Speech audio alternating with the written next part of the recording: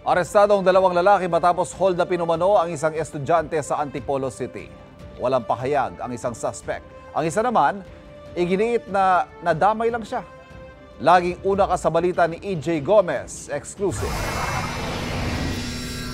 Sa kulungan ang bagsak ng lalaking ito matapos umanong mang-hold up pasado alas 6 kagabi sa Barangay San Luis, Antipolo City. Kwento ng 21 anyos na biktima, pauwi na sila ng kanyang kasamang kaklase nang makasalubong nila sa isang madilim na bakanting lote ang dalawang lalaki.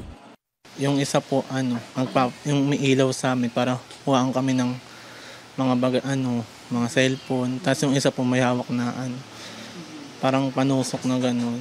Pero yung isa po, taga-ilaw lang. Tapos yung isa po, siya po taga-kapkap ng mga mga dala. Siyempre po na trauma. Kasi may inano sa tagiliran ko po ng panusok. Una ko pong naranasan na ma-hold up po. Pati yung kasama ko po.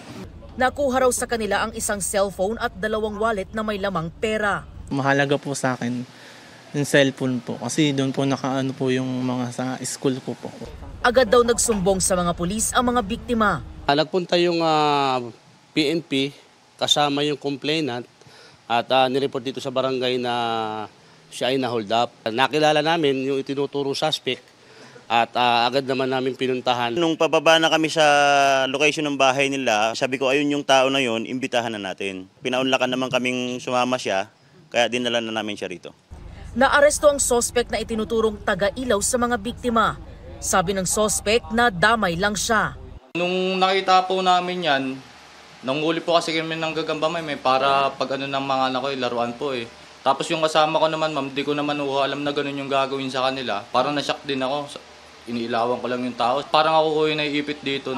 Nakuha sa suspect ang isang mahabang improvised na panusok.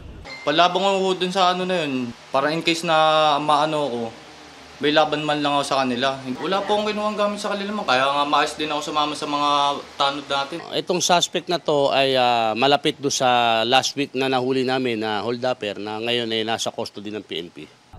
5 oras matapos ang pang-hold up, nabawi sa kaanak ng suspect ang ninakaw na cellphone at wallet na pagmamay-ari ng isa pang biktima.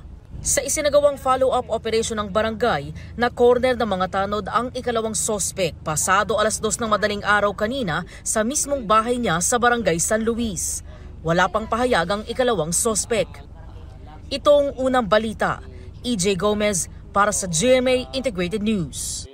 Kapuso, para laging una ka sa mga balita, bisitahin at mag-subscribe sa GMA Integrated News sa YouTube. Sa mga kapuso abroad, samahan nyo kami sa GMA Pinoy TV at sa www.gmanews.tv.